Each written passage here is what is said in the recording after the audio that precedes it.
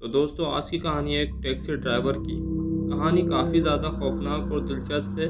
کہانی کو اینڈ تک ضرور دیکھیے گا۔ یہ کہانی سن کے آپ لوگوں کو بھی خوف سا لگنے لگے گا، کیونکہ کہانی کافی زیادہ خوفناک اور ڈراؤنی ہے۔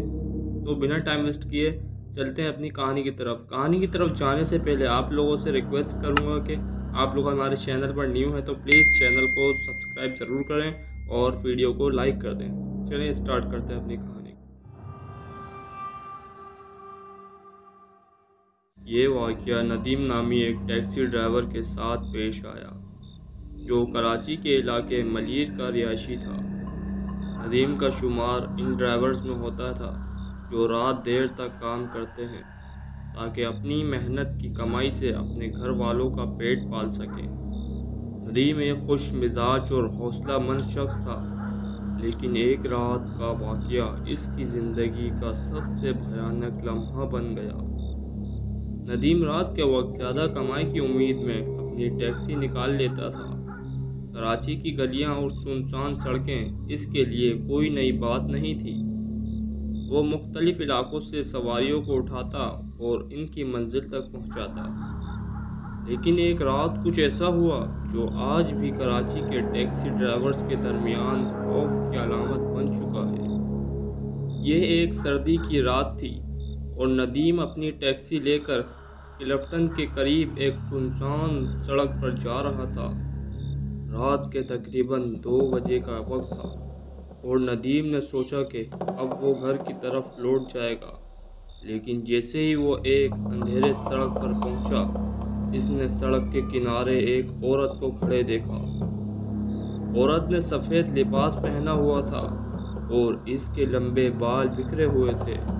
اس کا سر نیچے جھکا ہوا تھا اور وہ کسی کو دیکھے بغیر کھڑی تھی۔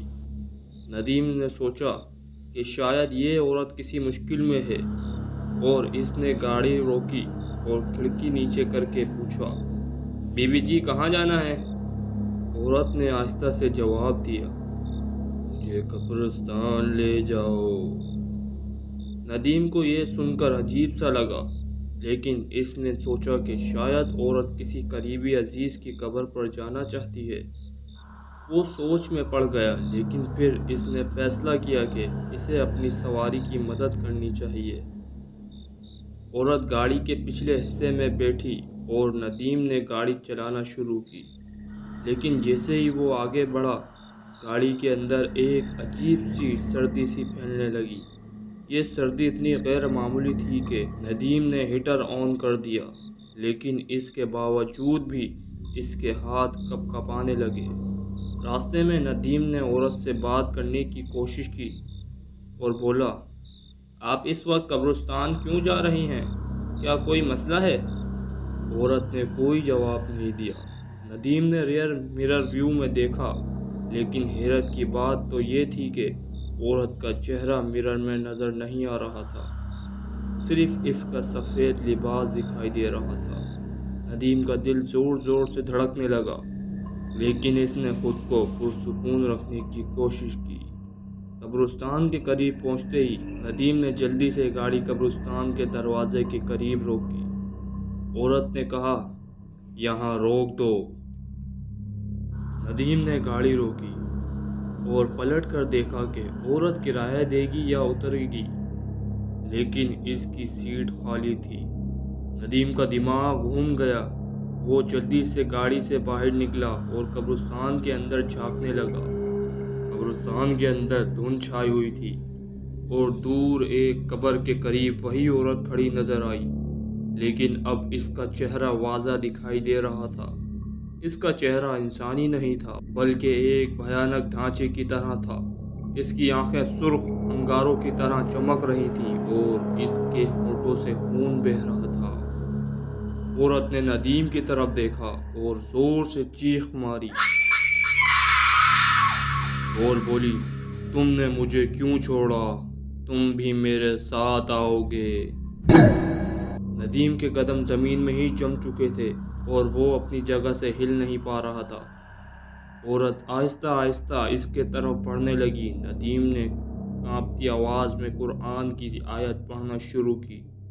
جیسے ہی اس نے آیت مکمل کی، عورت کی چیخیں اور بلند ہو گئی، لیکن وہ عورت اپنی جگہ رک گئی۔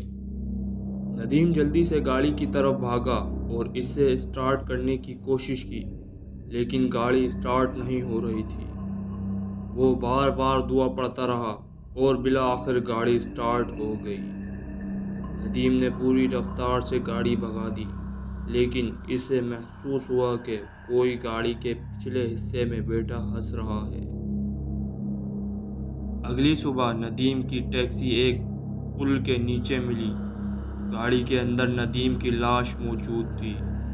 اس کا چہرہ خوف کے مارے سفید ہو چکا تھا اور اس کی آنکھیں کھلی ہوئی تھیں، جیسے وہ مرنے سے پہلے کچھ انتہائی بھیانک دیکھ چکا ہو۔